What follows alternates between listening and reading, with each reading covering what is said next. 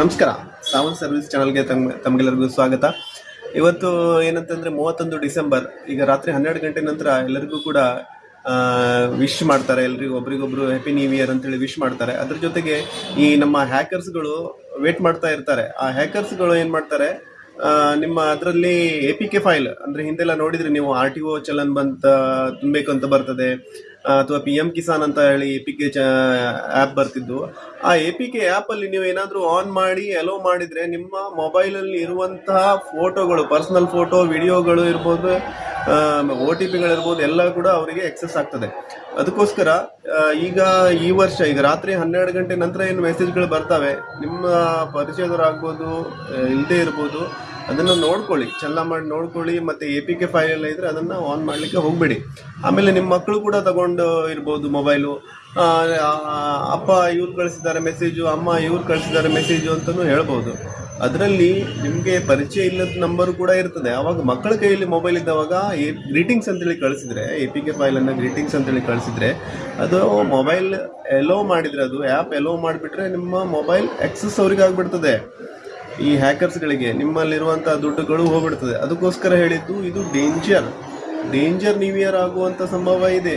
ಇವೆಲ್ಲರೂ ಕೂಡ ಹುಷಾರಾಗಿರಿ ಅಂಥೇಳಿ ಈ ಸಂದರ್ಭದಲ್ಲಿ ಹೇಳ್ತಾ, ಹೊಸ ವರ್ಷ ಒಳ್ಳೆಯದಾಗಲಿ, ಎಲ್ಲರಿಗೂ ಕೂಡ ಶುಭ ತರಲಿ ಅಂತೇಳಿ ಹೇಳ್ತಾ, ನೋಡಿ ಹುಷಾರಾಗಿರಿ. ಹಾಗೆ ಈ ವಿಡಿಯೋವನ್ನು ಎಲ್ರಿಗೂ ಕೂಡ ಶೇರ್ ಮಾಡಿ. ಯಾಕಂತಂದರೆ ತುಂಬ ಜನರು ಪ್ರಾಬ್ಲಮ್ಮು ಇದು ಗೊತ್ತಿರೋದಿಲ್ಲ, ಎಲ್ಲ ಖುಷಿಯಲ್ಲಿರ್ತಾರೆ, ಹ್ಯಾಪಿ ನ್ಯೂ ಇಯರ್ ಅಂತೇಳಿ. ನೋಡಿ, ಈ ವಿಡಿಯೋವನ್ನು ಆದಷ್ಟು ಶೇರ್ ಮಾಡಿ, ಎಲ್ರಿಗೂ ವಿಷಯ ತಿಳಿಸಿ. ಈ ಥರನೂ ಬರುವಂಥ ಸಂಭವ ಇದೆ. ದಯವಿಟ್ಟು ನಮಸ್ಕಾರ. ಸಾವನ್ ಸರ್ವಿಸ್ ಚಾನಲ್ಗೆ ತಮಗೆಲ್ಲರಿಗೂ ಸ್ವಾಗತ.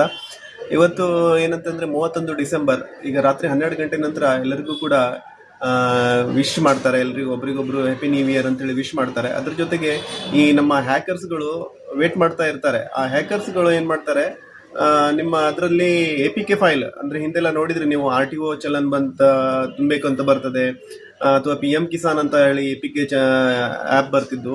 ಆ APK ಆ್ಯಪಲ್ಲಿ ನೀವು ಏನಾದರೂ ಆನ್ ಮಾಡಿ ಅಲೋ ಮಾಡಿದರೆ ನಿಮ್ಮ ಮೊಬೈಲಲ್ಲಿ ಇರುವಂತಹ ಫೋಟೋಗಳು, ಪರ್ಸನಲ್ ಫೋಟೋ, ವಿಡಿಯೋಗಳು ಇರ್ಬೋದು, OTPಗಳಿರ್ಬೋದು, ಎಲ್ಲ ಕೂಡ ಅವರಿಗೆ ಎಕ್ಸೆಸ್ ಆಗ್ತದೆ.